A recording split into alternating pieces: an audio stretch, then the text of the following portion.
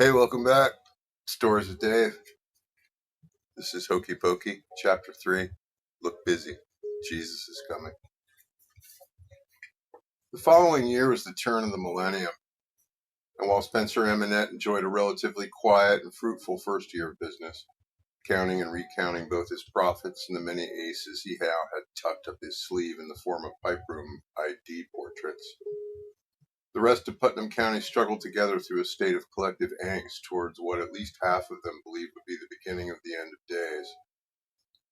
The good Judge Reverend Goolsby, or Reverend Judge Goolsby, depending on where you sat at church on Sunday and on whether and for what reasons you appeared in his court during years past, prepared a special series of sermons designed to bring his parishioners to an orgasmic crescendo of spiritual awareness just in time for the clock to strike 12 on New Year's Eve, 1999.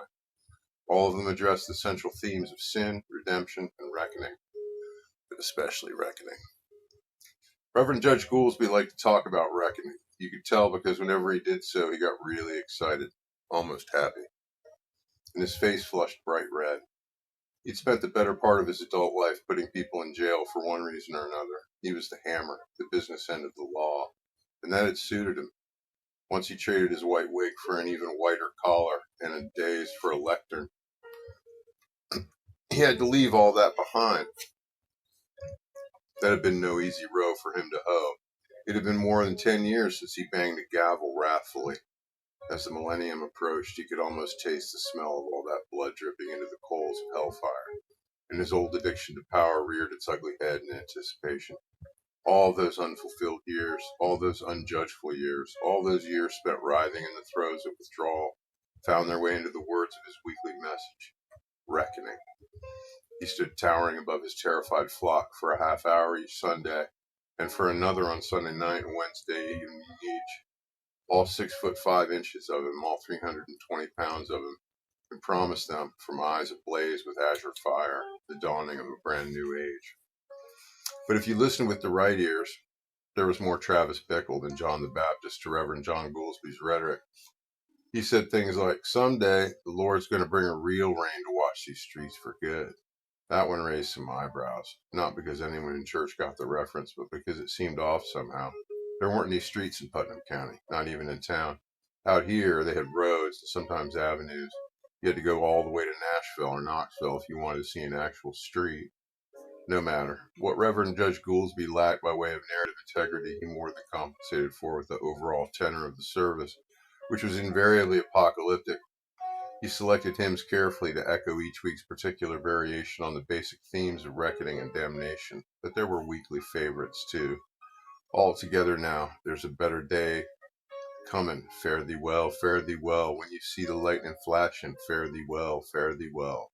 When you see the stars a falling, fare thee well, fare thee well. I'm going to tell you about the coming of the judgment. Fare thee well, fare thee well. In that great getting up morning was the most requested, most often sung hymn that autumn at the First Mission Baptist Church, where they had all, each in turn, taken great pains to be fitted for their long white robes. Even the Reverend Judge, who required an angel with proven sartorial expertise in the area of big and tall fashions for men.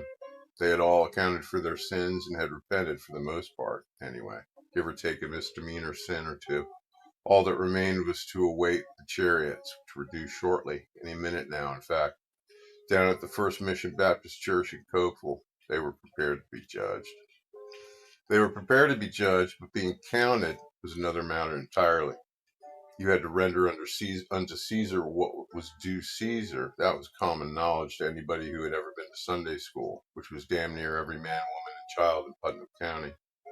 What was not common knowledge was the calculus behind Caesar's due. And so, when it came to pass in those days that there went out a decree from Caesar that all the world should be taxed, most of them didn't know, not till it was already way too late, that Caesar's tax process involved a hard knock at the front door. And sometimes at the mudroom door, too, if you didn't answer the front door fast enough. Of course, most of the citizens of Putnam County, Tennessee had already received the millennial census questionnaire from the Department of the Interior in the mail, and they had all used it to light their grills and smokers once they saw who the sender was.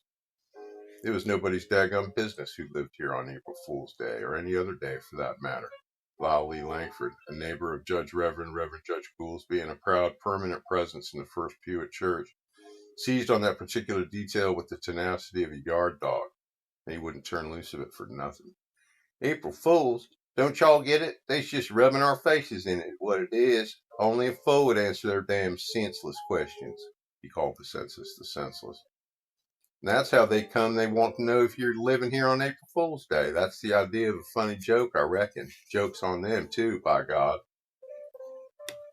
Truth be told, the Census Bureau could have enumerated all of Putnam County from the window of a passing Cessna. They could have listed it as a single domicile, inhabited by members of the same extended family, and they wouldn't have been too far from accurate either, except the number of people living in that extended family at that particular address numbered close to 100,000. It was hard to imagine a house that big unless it was a house with a whole mess of rooms, like the House of the Lord from Putnam County Jail, where it got to be like old home week on big holidays during the summer. The genealogical lattice of Putnam County, Tennessee fanned out from a dozen or so original, or if you will, seminal families. And if you were to cross-reference all the family trees hand-drawn into the cover sheets of all the family Bibles in and around Putnam County, you'd run into a few jaw-dropping surprises. You'd run into a lot of useful information, too, depending on how you read it. Spencer knew who they were and who was kin to whom. He had his own little video and still framed visual interpretation of that genealogical lattice, the dark side of it at least, now saved to a number of incremental and full backups he kept in a dozen various locations, one as far away as Texas. Soon he'd be able to add a long list of new names, and ostensibly even some of the old ones, to the new database designed for sexual deviants. Before he could do that, he had to open Hokey Pokey, and in order to open Hokey Pokey the way he wanted to, with the least amount of social disruption possible, he had to transport at least 2 moving vans full of sex toys all the way up Route 111 without raising too many eyebrows. Spencer knew that with the federal government closing in on them from the ground and the Lord Almighty closing in on them from the sky, the good people of Putnam County would be difficult to coax from their root cellars anytime soon. An ideal situation for anybody who wants to conduct his slightly nefarious, highly public business all unobserved by the public. After all, this kind of opportunity came around once, maybe twice in a lifetime of hustling the margins of social acceptability in a community like Cokeville. If Spencer played his cards right, Hokey Pokey could have a socially frictionless soft opening just in time for Valentine's Day. Thanks again for joining me. Remember, if you'd like to read along, you can get your copy of Hokey Pokey at the link in the description. See you for Chapter 4 in a couple of days. The Dicks of Hazard.